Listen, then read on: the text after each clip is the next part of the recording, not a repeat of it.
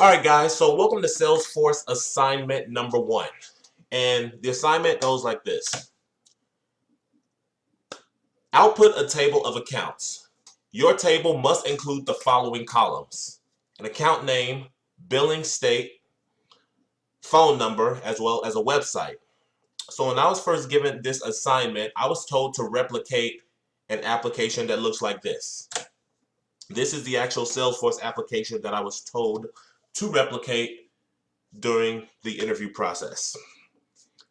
So, as you can see here, what we have is simply a Salesforce application. And as you can see, there are 4 columns: the account name, billing state, phone number, as well as the website. So as I said in my previous video, in order to create a Salesforce application like this, what we need are 3 things. We need a database or tables. We also need a Visualforce page as well as an Apex page. And what I'm going to do right now is show you how to create a Salesforce application that looks just like this. So let's jump right into the code. Alright guys, so what I want you to do now is go back to Salesforce, and then what I want you to do is make your way back to this page. To make your way to this page, just go up to the top right hand corner, click Setup, and then you'll make your way to this page. And what I'm going to be doing in this part of the video is showing you how to actually develop Salesforce assignment number 1. So let's jump right into it. So as I said before in my previous video, whenever you're creating a Salesforce application, you need a Visualforce page, and you also need an Apex class. And these two entities are going to work together in order to create yourself a Salesforce application. So first of all, let's create ourselves an Apex class. So what we want to do is go to the sidebar here, and then we want to go to the build section, and then under build we're going to see this develop.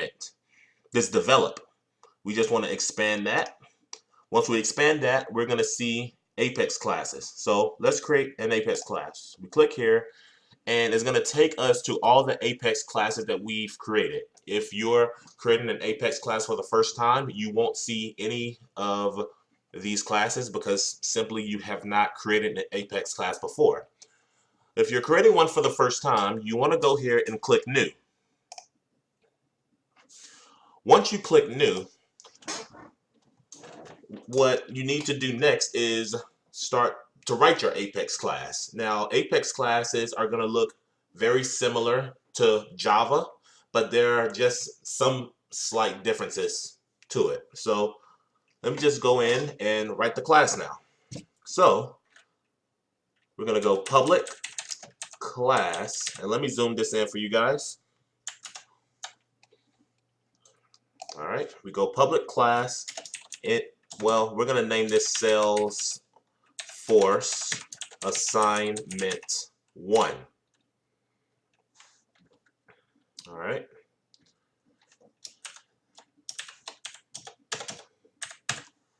All right, the next thing that we need to do is create a method called getAccounts, which is going to retrieve a result set of all account records. So we just want to go public list accounts get accounts,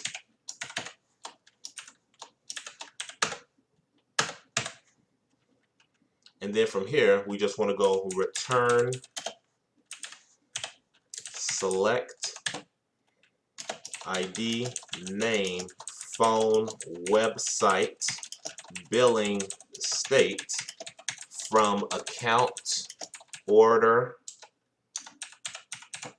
by name. Alright, so as you can see, just like I said, Apex classes are similar to Java, but they're not exactly like Java, because as you can see here, we're just returning what we want to be returned here. And usually in Java, we're not going to use this square bracket to write out an SQL query. It's actually done slightly differently. What's actually done differently in Java when we're trying to access a database, then pull in records from the database. So as you can see, it's definitely done differently. So what I'm doing here is I'm selecting the ID, the account name, phone number, website, billing state from the account table. And I want all these records to be ordered by name.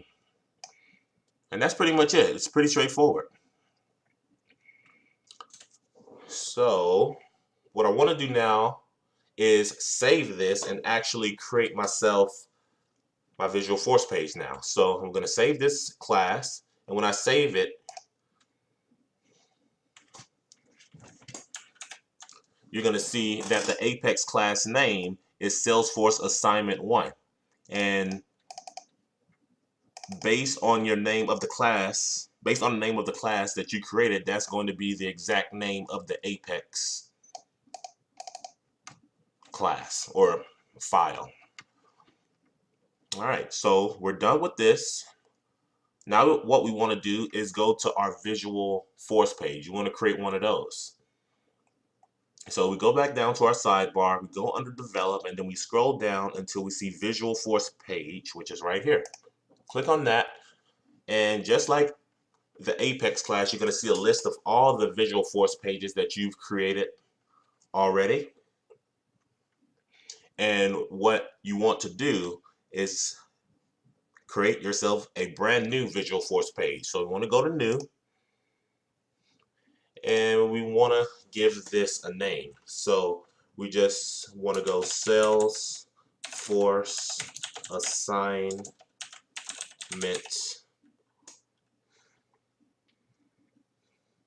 1, and then we can just go VF for Visualforce.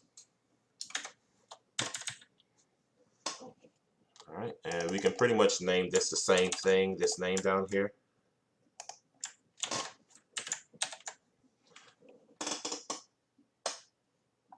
All right, so with the Visualforce page, let me zoom this in. All right, so with the Visualforce page, you're going to realize that it comes with some default code in here. And as you can see, it looks similar to HTML, but you're going to see that there's an Apex page tag that we have here. And inside, we basically just have some default content. It basically just says, congratulations, this is your new page. So what you can do to just see what the page currently looks like would be to actually save this.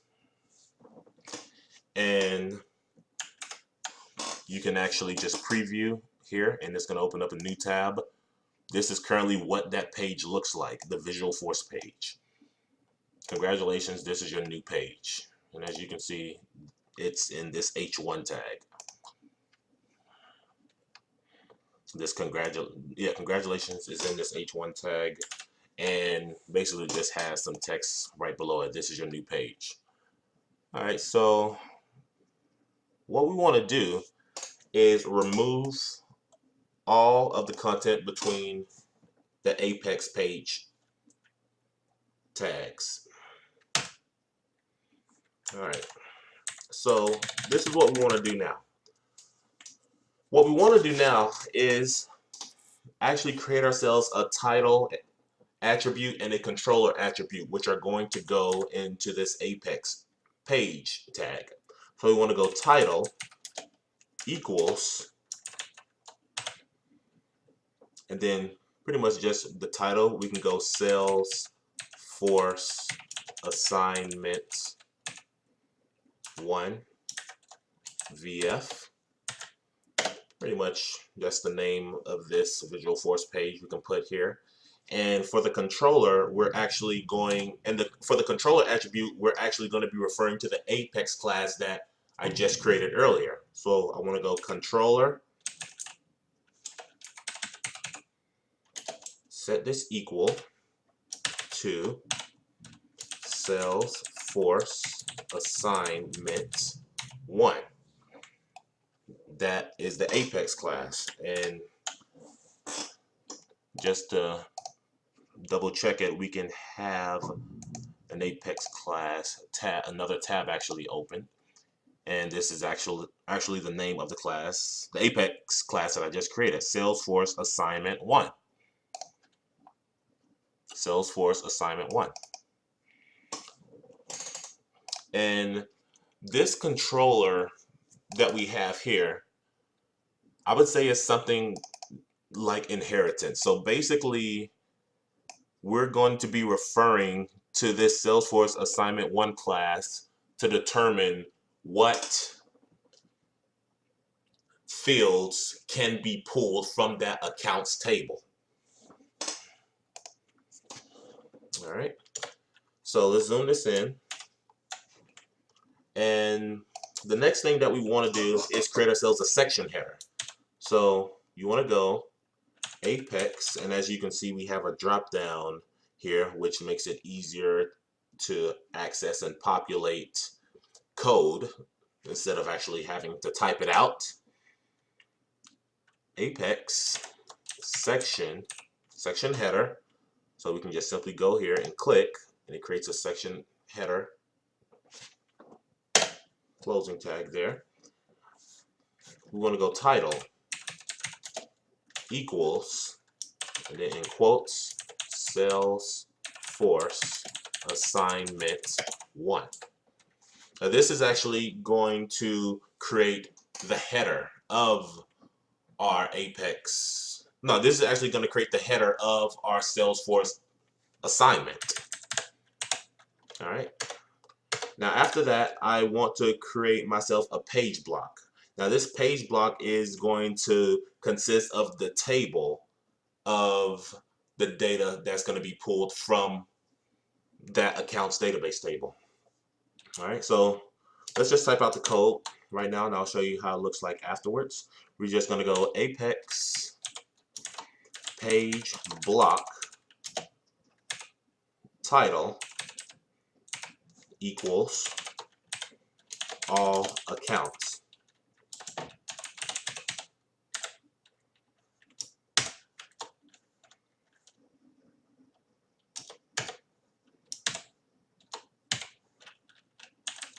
Apex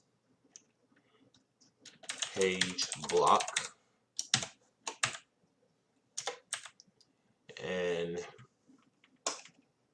basically this is just going to be like, this is basically going to be like the header of the table. So inside of this page block. So inside of this page block, we actually want to start now creating our page block table. So inside of a page block, we have the ability to create ourselves a page block table. So we want to go Apex page block table, which is here. Automatically creates our closing tag for us. And what we want to do now is go up to the page block table and then add ourselves two attributes. A variable attribute, which is, I'm going to name account, and I'm going to explain it later. We just finished typing this out. Value equals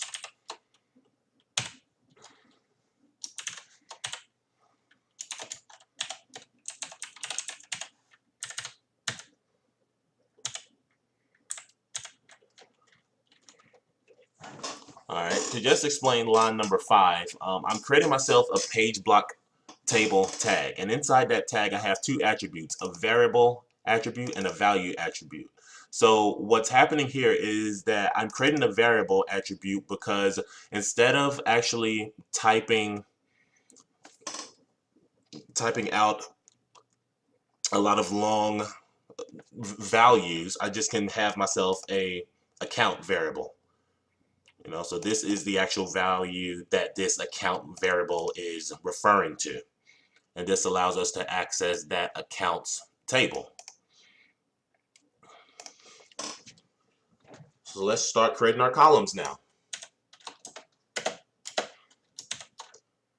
Apex column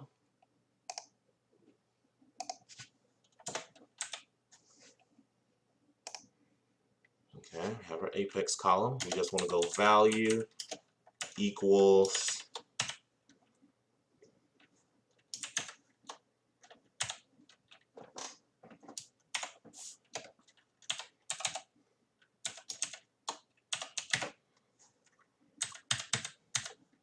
all right, so this is just one column. So what I'm doing here is I'm creating myself a column, and the value that's going to be populated in that column is going to be the account.name. So it's going to pull from the accounts table the name of that particular account, and it's going to actually be doing that for each column. So I've only created one column now, and I just need to create myself 3 more columns.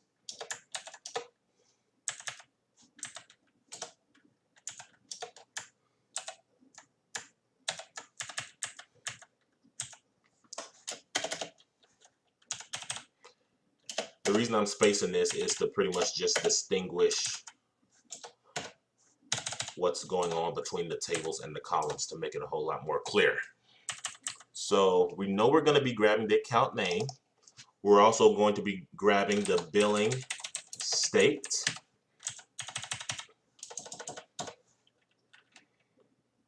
We're also going to be grabbing the phone number for that particular account, as well as the website. All right, and this is pretty much it. What I want to do now to make sure that you guys understand this is actually show you the accounts table, and I'm actually also going to show you the field name that I'm referring to here, this billing state name, the phone, as well as the website. So when you're trying to access this accounts table, you need to make sure that the field names match whatever data that you're pulling. So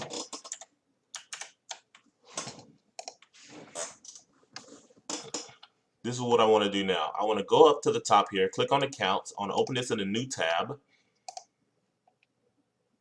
Go. And then you're going to see all of the accounts. We're going to have account name. This table also has an account site. And we know we're not grabbing that particular value. We're also grabbing the billing state province, the phone number, as well as the website. Let's see. See, the website should be somewhere here.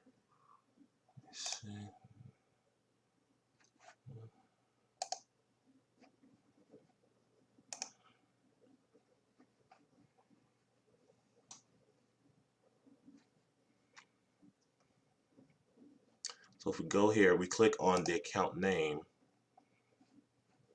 it's going to give us all information associated with that particular account. As you can see, account number, industry, annual revenue, we have our website here. So yeah, so all these accounts are going to have their own pieces of information that we're going to pull in. So I want to go back to my Visualforce page, and I want to show you where I actually get these fields from, because as you see in the actual account details here, if we look at something like billing, I'm looking for the billing state. Billing, okay.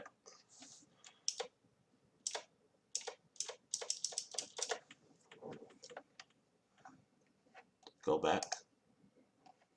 Billing state and province, you're going to see that this here is not exactly what we have when we're referring to it. We have billing state with no spaces. So in order to look that up, what we have to do is actually go to customize, account, and then fields. It's going to show you all the fields. So customize, account, and then fields. As you can see, these are all the fields associated with an account.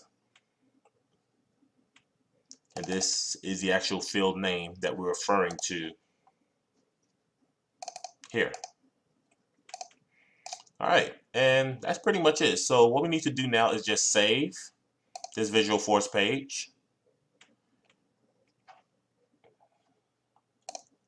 And from there, we just go to preview.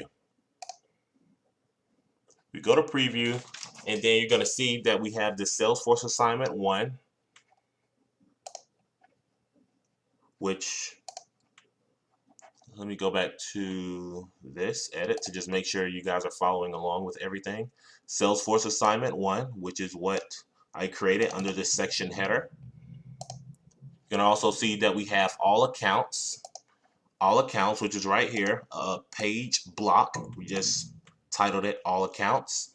We then have ourselves our table, which is going to come next with all the columns that we want to be pulled in.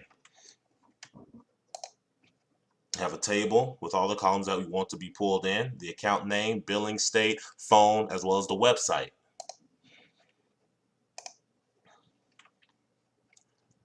And that's pretty much it. All right, guys, so if you have any questions, leave them in the comments below. And don't forget to like the video if you've learned something here. And also, don't forget to subscribe. And see you in the next one.